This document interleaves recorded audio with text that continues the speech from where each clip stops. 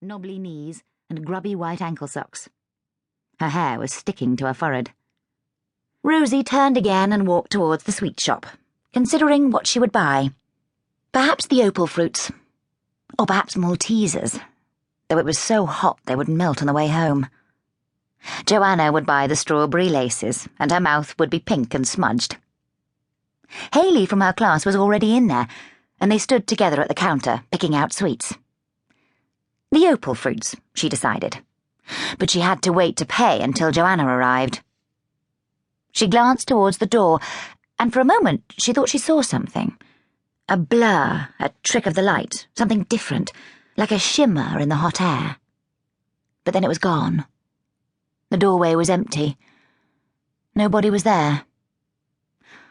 She tutted loudly over a screech of brakes. "Oh, I always have to wait for my little sister." "Poor you," said Hayley.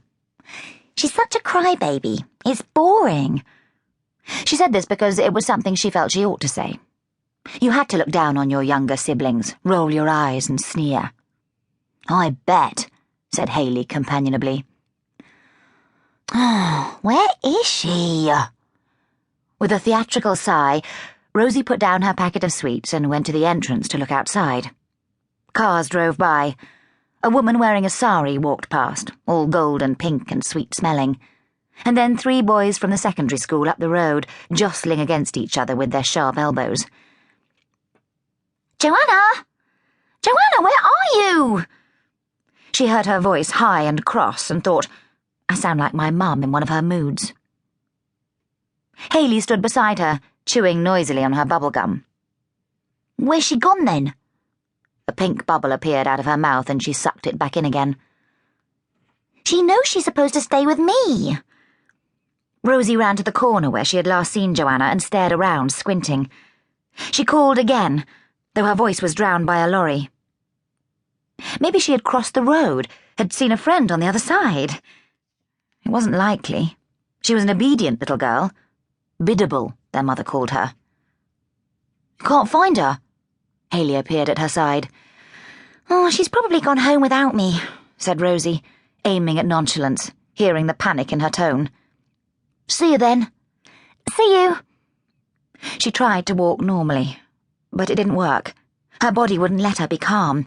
She broke into a ragged run, her heart bumping in her chest and a nasty taste in her mouth.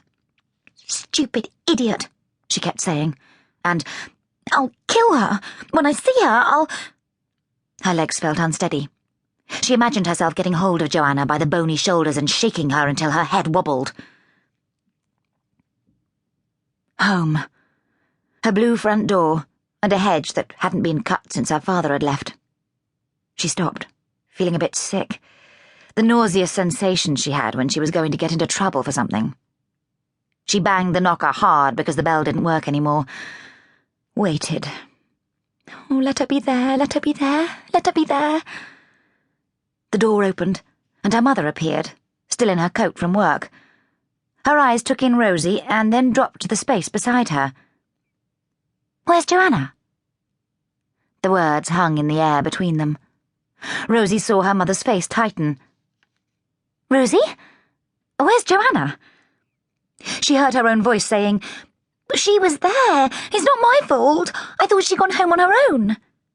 She felt her hand grabbed, and she and her mother were running back down the road the way she had come, along the street where they lived, and up past the sweet shop where children hung around the door, past the man with the pockmarked face and the empty smile, and round the corner out of the shade and into the dazzle. Feet slamming, and a stitch in her ribs, over the cracks without pausing. All the while she could hear, above the banging of her heart and the asthmatic wheezing of her breath, her mother calling, "Joanna! Joanna! Where are you, Joanna?" Deborah Vine pushed a tissue against her mouth as if to stop the words streaming out of her. Outside the back window, the police officer could see a slender, dark-haired girl standing in the small garden quite still, her hands by her side and a school bag still hanging off her shoulder. Deborah Vine looked at him. He was waiting for her answer. "I'm not sure," she said. "About 4 o'clock. On her way home from school, Audley Road Primary. I would have collected her myself, except it's